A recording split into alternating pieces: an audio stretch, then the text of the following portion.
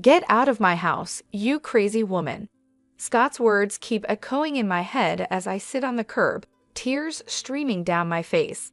I can still feel the sting of his hands shoving me to the floor and the coldness in his eyes as he threw me out like garbage. This is how my 61st birthday has turned out, my own son treating me like I'm nothing. It's like I haven't spent my entire life loving him, raising him, and sacrificing for him. Now, because of that awful wife of his, he can't even stand the sight of me. Rachel, even her name makes my blood boil. From the moment Scott brought her home, I knew she was trouble. The way she looked at me, like I was just an obstacle in her path. The way she whispered in Scott's ear, turning him against me little by little. I warned him not to marry her, begged him to see through her manipulations, but he was blinded by lust, by the idea that she loved him unconditionally. The only thing that woman loves is herself. And now, because of her, I've lost everything: my son, my grandchildren, the family I've dedicated my life to. I've been cast aside like yesterday's trash.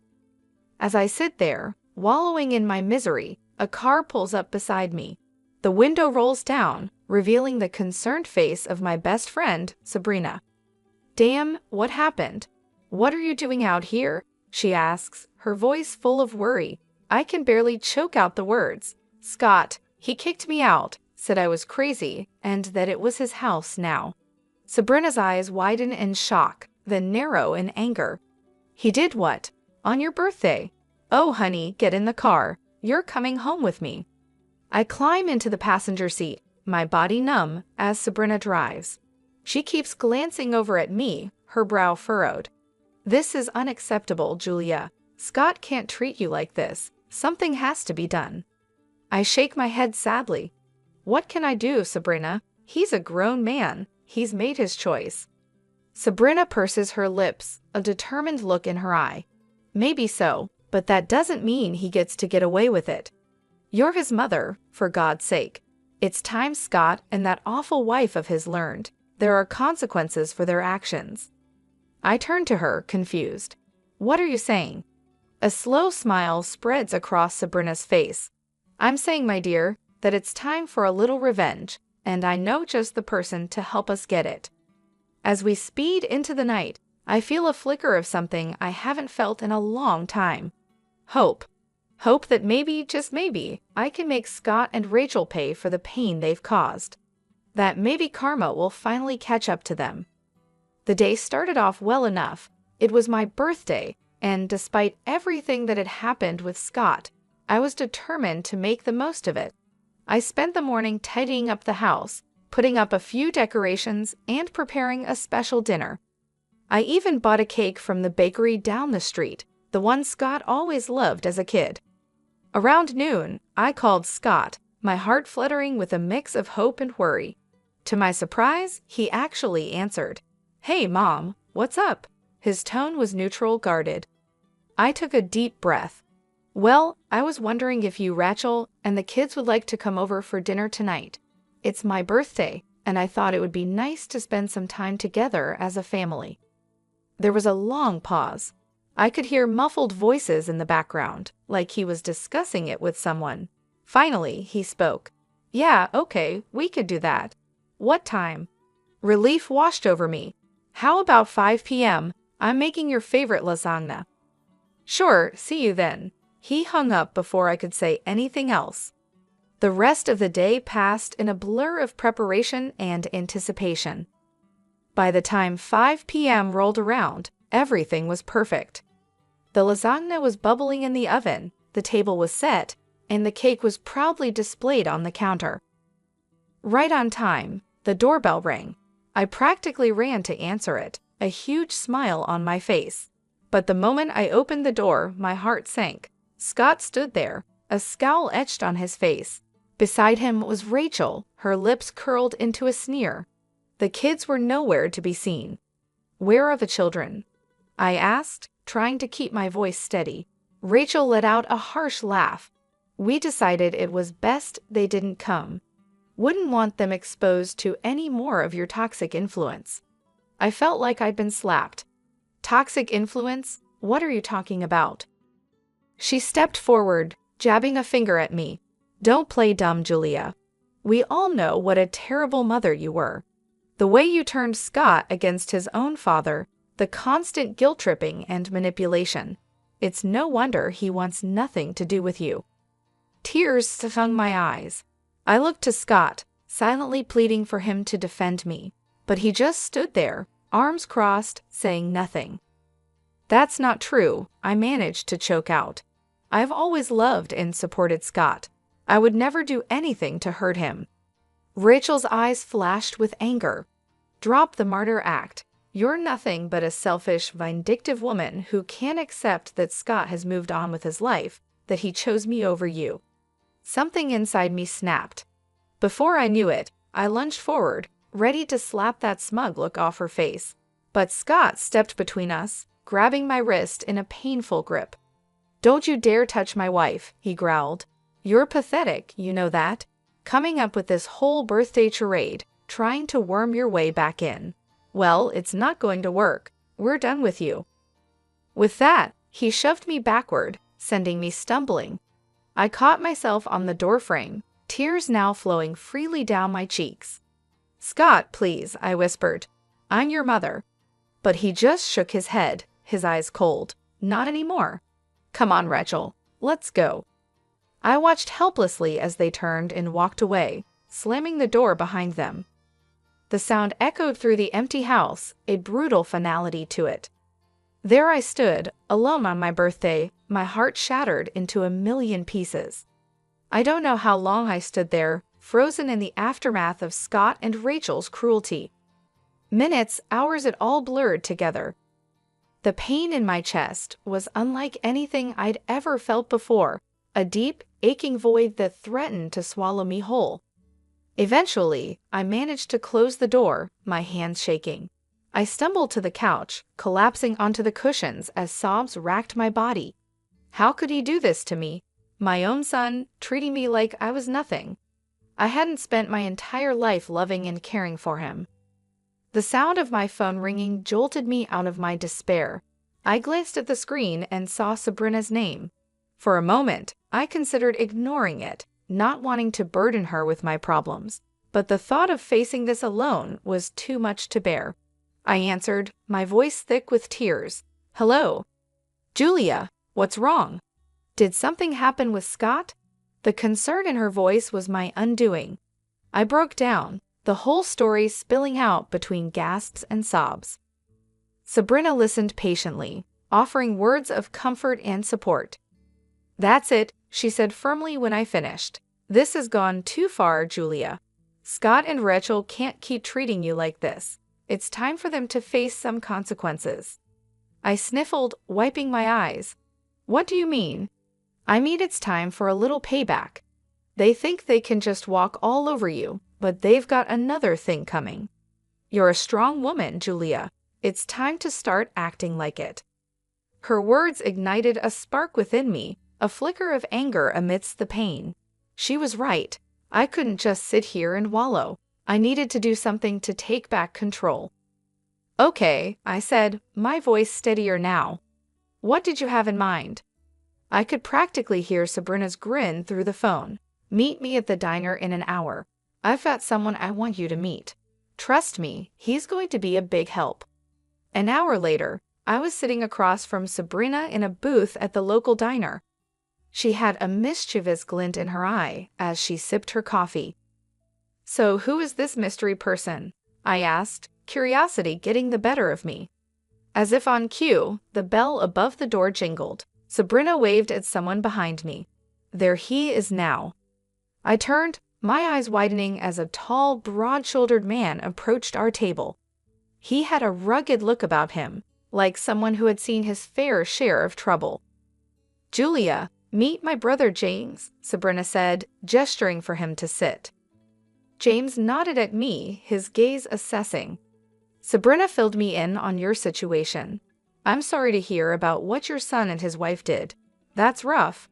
I shrugged, trying to appear nonchalant even as the pain twisted in my gut. It is what it is, but Sabrina seems to think you can help.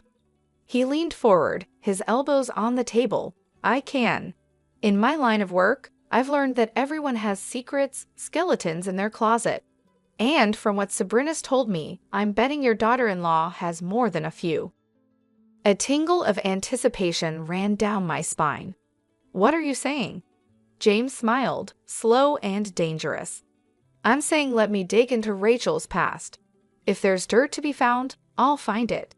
And once we have that information, well, let's just say karma has a way of coming back around. I sat back, my mind spinning with possibilities. Could this really work? Could I finally make Scott and Rachel pay for what they had done? Looking into James's confident eyes, I made my decision. I'm in. Let's do this. He nodded, satisfied. Excellent. Give me a week. I'll be in touch. As he stood to leave, I felt a renewed sense of purpose and determination. They thought they could break me, but they were wrong. It was time for revenge. The week crawled by, each day feeling like an eternity. I tried to keep myself busy, throwing myself into cleaning the house, running errands, anything to distract from the constant churn of my thoughts. What would James find? Would it be enough to bring Scott and Rachel to their knees? Sabrina checked in on me daily, offering words of encouragement and support. She was the only thing keeping me sane, the only person who truly understood the depth of my pain and anger. Finally, on the 7th day, my phone rang. It was James. Julia, it's me. I've got something. Can you meet me at my office in an hour? My heart leaped into my throat. Of course, I'll be there. I arrived at James' office with 10 minutes to spare, my nerves jingling. Sabrina was already there, pacing the small waiting area. She gave me a tight hug when I entered. Are you ready for this? She asked, searching my face. I nodded, steeling myself. As ready as I'll ever be. James emerged from his office with a grim expression on his face. Come on in, ladies.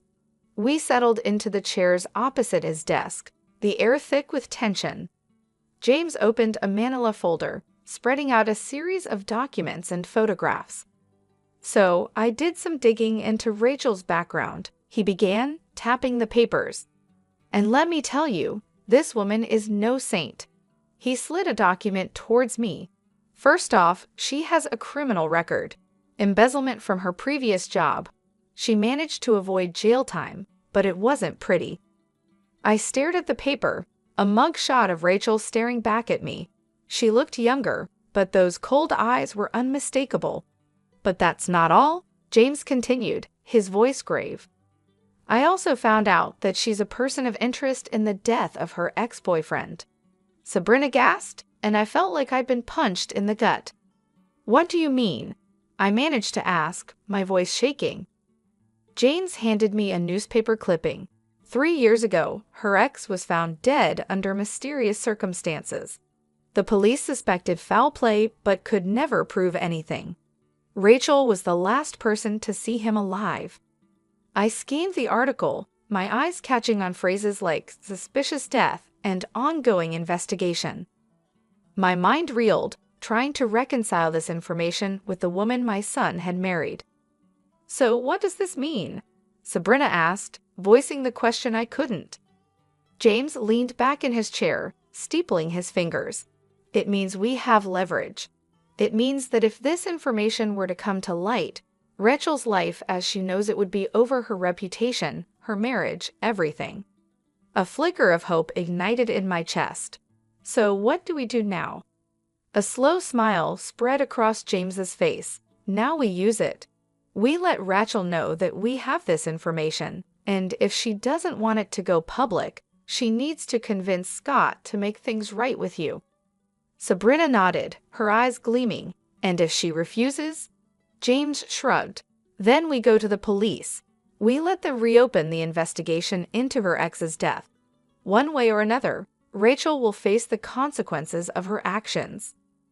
I sat there, stunned, trying to process it all. Could it really be this simple? Could I really make Rachel pay for what she'd done, for turning Scott against me? Looking at the determination on Sabrina and James's faces, I felt a surge of strength. They believed in me, believed that I deserved justice, And for the first time since that awful birthday, I believed it too. "Let's do it," I said, my voice steady. "Let's make them pay." James grinned, a predatory gleam in his eye. "Excellent. Give me a day to put everything in motion. By this time tomorrow, Rachel won't know what hit her." As we left the office, Sabrina squeezed my hand. "You're doing the right thing, Julia. Don't ever doubt that." I squeezed back, feeling a sense of purpose and righteous anger. They had picked the wrong woman to mess with. It was time for Rachel to learn that lesson the hard way. True to his word, James called me the next day. "It's done," he said, a note of satisfaction in his voice. I sent all the information to Rachel, along with a little message letting her know that if she doesn't want it to go public, she needs to convince Scott to make amends with you. I felt a mix of excitement and nervousness. "Do you think it will work?" "Only one way to find out," James replied. "But trust me, with the dirt we have on her, she'd be crazy not to comply." I hung up, my mind racing. Would Rachel really cave? Would she really force Scott to apologize and make things right? A part of me dared to hope, even as another part whispered that it was too good to be true. Hours passed with no word. I paced my living room, jumping at every sound, convinced it was the doorbell or the phone. But as evening fell, there was still nothing. Just as I was about to give up and go to bed, there was a pounding at the door. My heart in my throat, I'd opened it to find Scott standing there, his face full of anger. "What the hell did you do?" he snarled, pushing past me into the house. I stumbled back, caught off guard. "What are you talking about?" He turned on me, his eyes blazing. "Don't play dumb. Rachel told me everything about the private investigator, about you digging up her past. What, you thought you could blackmail her into making me forgive you?" I stood my ground, lifting my chin. I didn't blackmail anyone. I simply let her know that her actions have consequences, that she can't just destroy my life and get away with it. Scott let out a harsh laugh. "Destroy your life? Are you serious? You're the one who's trying to destroy our marriage, our family. First with your constant guilt-tripping and manipulation, and now this." Anger surged through me, hot and bright. "I'm not the one who turned you against me, Scott. That was all Rachel. She's poisoned you. Can't you see that? She's a criminal, a liar, maybe even a murderer." For a moment, Scott looked stunned. Then his face hardened. "You're unbelievable. You really think I'm going to believe your crazy accusations over my own wife, the mother of my children?" "They're not accusations. They're facts." James found proof. "I don't care what your little detective friend found," Scott roared. "Rachel is my wife, and I trust her. I love her, and nothing you say or do is going to change that." Tears stung my eyes, blurring my vision. "So that's it then? You're choosing her over me, your own mother?" Scott's jaw clenched. "You made that choice for me the moment you decided to pull this stunt. I'm done with you, Mom. Done with your lies, your schemes, all of it." He turned to leave, and panic seized me. I couldn't lose him, not like this. "Scott, please," I called out, but he was already gone, slamming the door behind him. The finality shook me to my core. I sank to the floor, sobs tearing from my throat. It wasn't supposed to happen this way. The truth was supposed to set me free, to bring Scott back to me. Instead, it had only driven him further away. Through my tears, I heard my phone ringing. It was James. I answered, my voice thick and shaky. "Julia, what happened? Did it work?" A bitter laugh escaped me. "No, it didn't work. Scott, he's gone. He chose Rachel." There was a pause, then James spoke, his tone determined. "Then we move on to plan B. We go to the police, get them to reopen the investigation into Rachel's ex's death." I shook my head, even though he couldn't see me. "What's the point? It won't change anything." Scott made his choice. "This isn't about Scott anymore," James said firmly. "This is about justice, about making sure Rachel pays for what she's done, one way or another." I closed my eyes, exhaustion and grief washing over me. Could I do it? Could I really destroy my son's wife, the mother of my grandchildren? But then I remembered the look in Scott's eyes, the venom in his voice, the way Rachel had smirked so smug and self-satisfied. They had brought this on themselves, and now they would face the consequences. "Okay," I whispered, a new resolve hardening in my chest. "Let's do it. Let's make her pay." The next few days were a blur of activity. James and I gathered all the evidence he had collected, organizing it into a neat package to present to the police. Sabrina was a constant presence, offering support and encouragement when my resolve wavered. Finally, the day arrived. We walked into the police station, heads held high, ready to blow the lid off Rachel's sordid past. The detective listened intently as we laid out our case, his brow furrowing as he examined the documents and photographs. When we finished, he sat back, a grim expression on his face. "This is serious stuff," he said, tapping the file. "If what you're saying is true, we have grounds to reopen the investigation into Miss Michael's ex-boyfriend's death." I felt a surge of vindication. "It is true, every word of it," I affirmed. The detective nodded.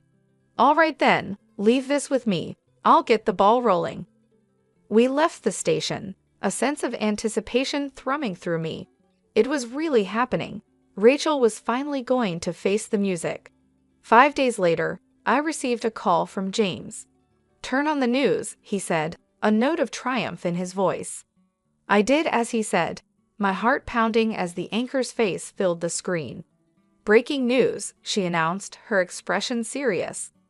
"Local woman Rachel Michael has been arrested in connection with the previously unsolved death of her ex-boyfriend, Andrew Huberman. New evidence has come to light, prompting police to reopen the investigation." I watched, transfixed, as they showed footage of Rachel being led out of her and Scott's house in handcuffs, her face a mix of shock and anger. Scott followed behind, looking stunned and lost. A fierce satisfaction burned in my chest. She was finally getting what she deserved. But my joy was short-lived. The news report went on to describe how Scott had to use their savings to post Rachel's bail and hire a lawyer. It was a financial blow, one that would undoubtedly strain their marriage. I should have felt guilty, knowing that I had played a part in their hardship. But all I could think was that it served them right.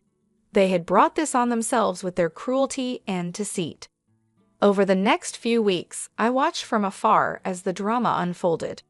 Rachel's arrest made headlines, and the court of public opinion was merciless.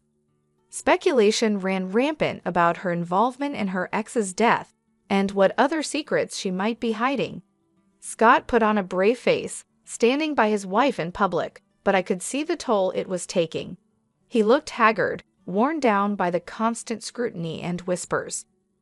A part of me yearned to reach out, to offer comfort and support, but I hardened my heart, reminding myself of the way he had cast me aside, the vicious words he had hurled at me. He had made his bed, and now he would lie in it.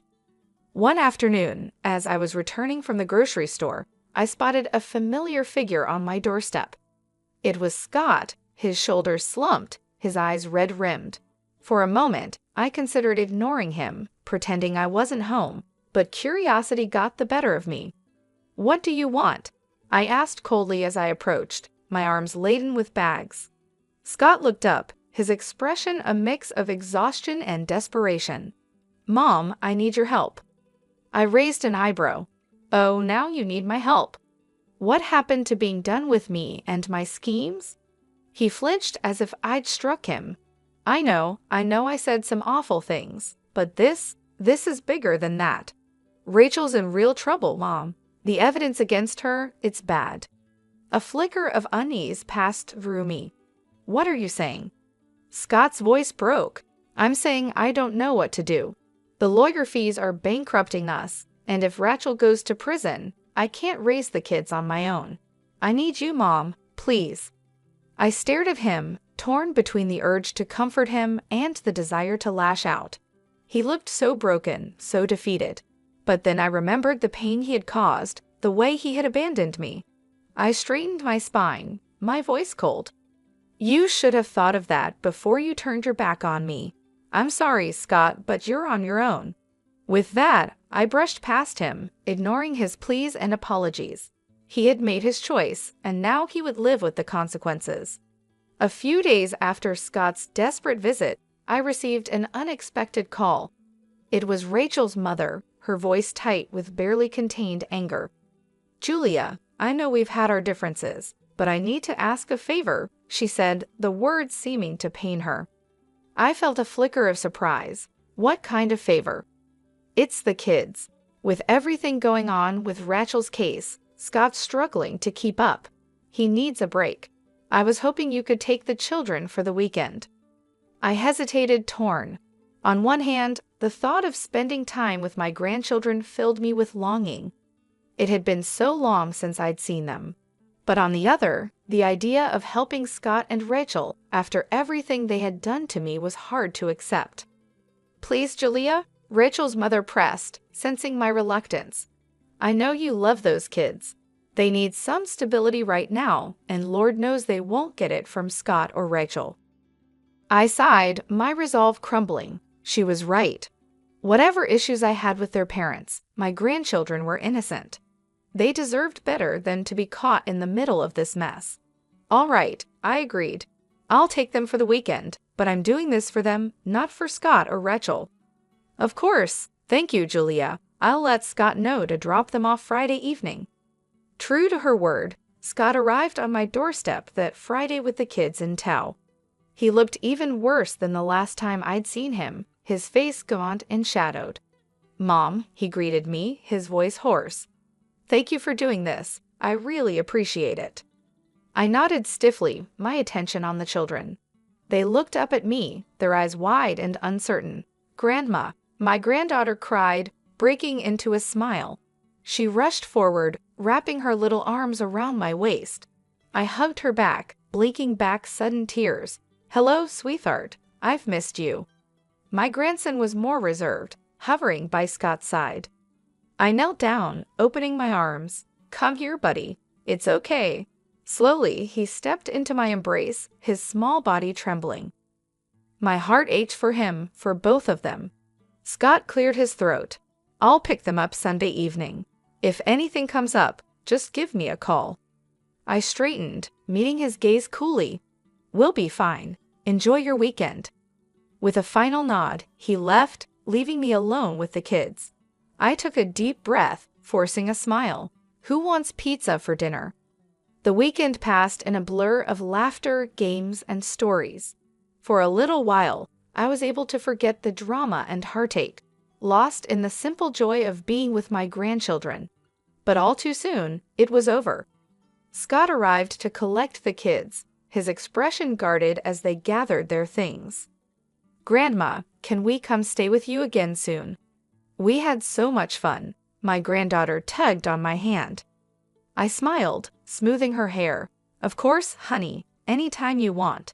Scott's jaw tightened. "We should get going. Say goodbye, kids." They hugged me tightly, their little faces sad. I watched as they climbed into Scott's car, my heart heavy. As he prepared to leave, Scott paused, turning back to me. "Listen, Mom, about what they said. I don't want you getting any ideas. This was a one-time thing." I bristled, anger sparking. "Excuse me? You think I'm trying to turn them against you?" "Wouldn't be the first time," he muttered.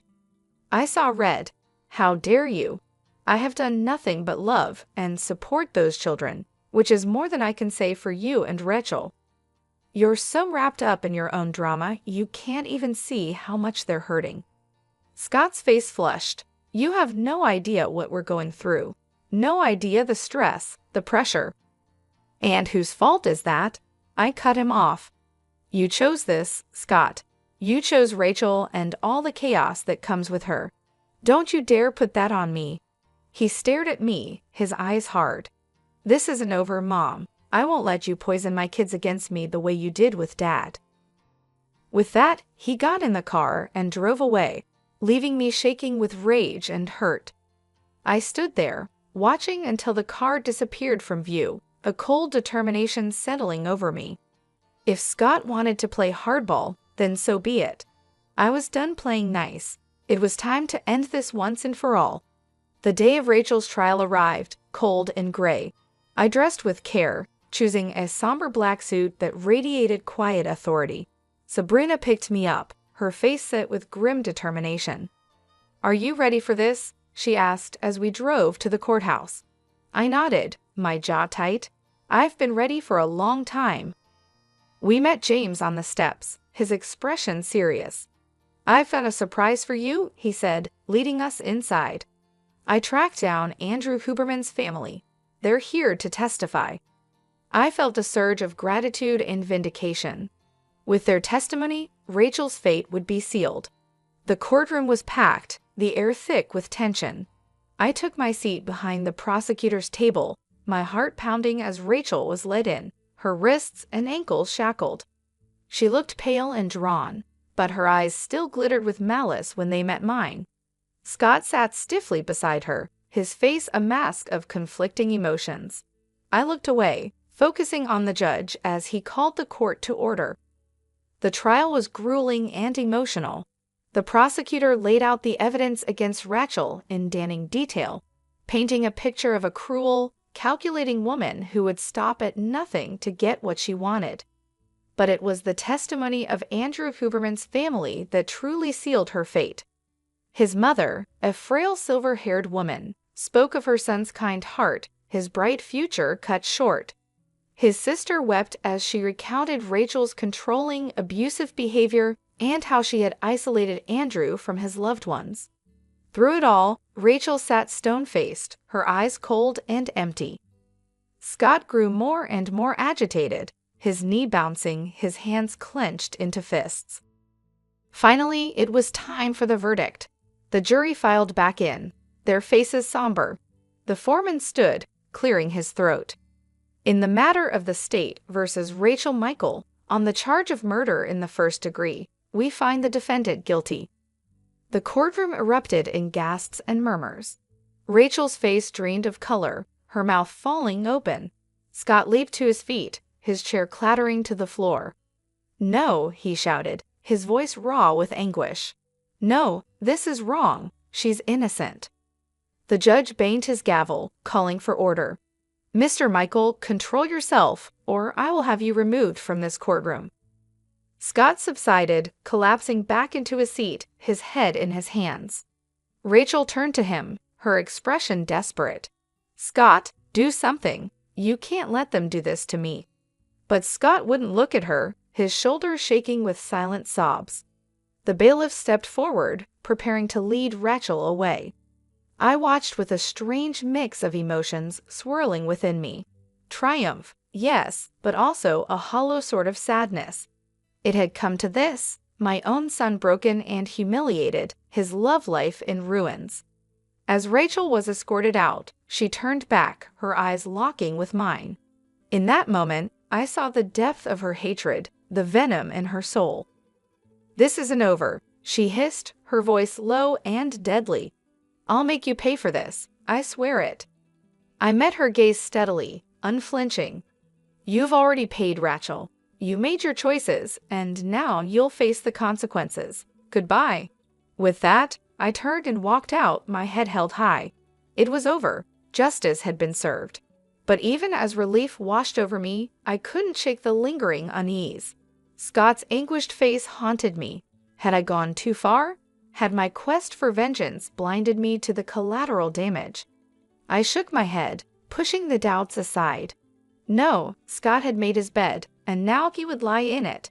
He had chosen Rachel and turned his back on me. Now he would have to live with the fallout. I stepped out into the cold gray day, drawing my coat tighter around me. It was time to move on, to build a new life for myself. A life without Scott, without Rachel's toxic influence. A life of my own making.